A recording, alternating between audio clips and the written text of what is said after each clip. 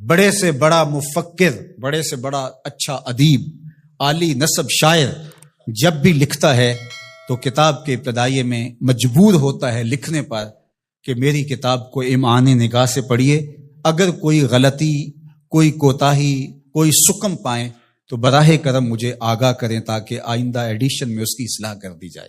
لیکن قرآن کھولو تو پہلا جملہ یہی ملتا ہے، یہ کتاب میں شک نکال کے تو دکھاؤ، اس کتاب میں کوئی عیب نکال کے تو دکھاؤ، یہ عیب سے بھی پاک ہے، یہ ریب سے بھی پاک ہے، اس میں کوئی شک نہیں، اس میں کوئی شبہ نہیں۔ ذالک الکتاب لا ریب فیہ۔ اللہ اکبر۔ ذالک کا اشارہ بعید کے لیے ہے لیکن عظمت کے لیے یہاں بیان فرمایا گیا۔ اس کا یہ معنی بھی ہو سکتا ہے کہ یہ وہ بابرکت کتاب ہے جو آسمانوں سے آئی ہے۔ اللہ اکبر۔ یہ وہ کلام الہی ہے جس میں کوئی شک نہیں ہے۔ ہدی للمتقین، یہ کتاب متقیوں کے لیے ہدایت ہے۔ اللہ اکبر۔ اس کتاب کو ہدی للناس بھی کہا گیا، تمام لوگوں کے لیے ہدایت، اور ہدایت کے مفہوم کو آپ اچھی طرح سمجھتے ہیں، رہنمائی کرنے والی، راستہ دکھلانے والی، منزل تک پہنچانے والی، اندر کی بیماریوں کو دور کرنے والی، باطنی امراض کے لیے شفا۔ یہ کتاب ہدایت ہے، نور ہے، روشنی ہے، اور آسمانی تحفہ ہے جو حضرت انسان کو عطا کیا گیا۔ ہمارے دکھوں کا مداوع ہے، ہمارے دردوں کا علاج ہے، ہماری زندگی کو خوبصورت اسلوب دینے کے لیے یہ کتاب نازل ہوئی ہے، طریقہ حیات ہے، ہمارے لیے یہ منشور زندگی ہے۔ اس کتاب کے ساتھ ہمارا جڑنا ہمارے لیے اللہ کی قربت کا سبب و ذریعہ بن سکتا ہے۔ تو کہا ہدی للمتقین، یہ ہدایت ہے کن کے لیے؟ للمتقین، متقیوں کے لیے، اللہ سے ڈرنے والوں کے لیے۔ متقی وہ ہے جو وہاں پایا جائے جہاں اللہ اسے دیکھنا چاہتا ہے، اور وہاں نہ پایا جائے جہاں اللہ اسے نہیں دیکھنا چاہتا۔ علماء نے تقوی کے درجے بیان فرمائے۔ شرک سے بچنا ایک صورت ہے تقوی کی، کبیرہ گناہوں سے بچنا یہ بھی تقوی ہے۔ مختلف لوگوں کے مختلف درجے ہیں، صغیرہ گناہوں سے بچنا یہ بھی تقوی ہے۔ جتنا منصب بڑا ہوگا اتنا تقوی کا معیار بھی اس کو اتنا بڑا رکھنا پڑے گا۔ امام اعظم علیہ رحمہ، آپ کسی سے قرض لینا تھا تو دروازے کو دستک دے کے آ کے گلی میں دھوپ میں کھڑے ہو گئے، تو کسی نے کہا حضرت دیوار کا سایہ پڑ رہا ہے تو آپ یہیں کھڑے ہو جائیں۔ کہا مقروض سے نفع حاصل کرنا یہی سود ہوتا ہے، تو میں اس ڈر سے سائے میں نہیں کھڑا ہو رہا کہ یہ کہیں مبادہ سود نہ بن جائے۔ تو مختلف لوگوں کا مختلف تقوی ہوتا ہے۔ اللہ اکبر۔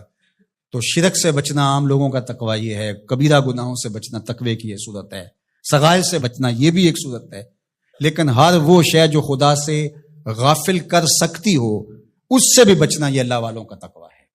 تو اتقاء کا نور جو رکھنے والے ہے قرآن، اس کے لیے ہدایت ہے۔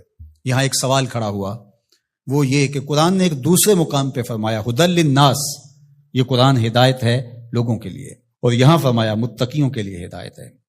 تو جو قرآن متقیوں کے لیے ہدایت ہے تو پھر لوگوں کے لیے جو ہدایت کہا گیا اس میں کیا فرق ہوا؟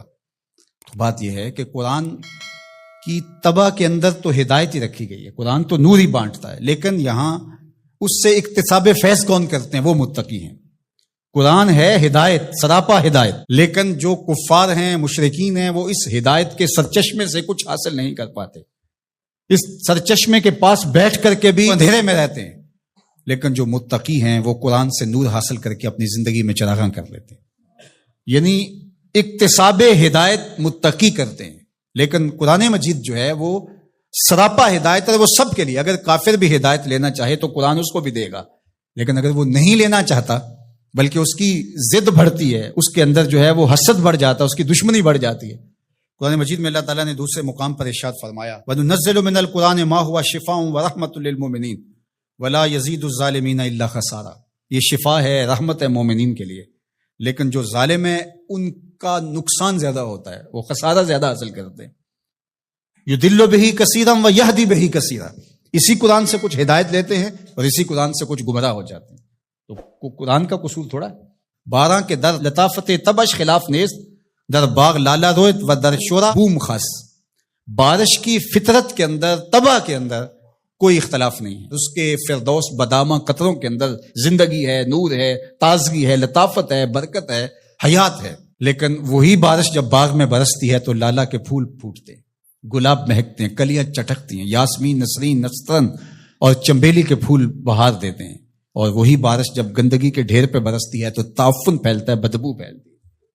تو اب قصور بارش کا ہوا یا اس گندگی کے اندر چھپی ہوئی غلاظت کا؟ اس لیے قرآن ہے شفا، سراسر شفا ہے، سراسر نور ہے، سراسر روشنی ہے۔ لیکن اس کے لیے کیسے ہوگا جس کے اندر کفر کی بدی چھپی ہوئی ہے اور وہ جس سے روشنی لینا ہی نہیں چاہ رہا.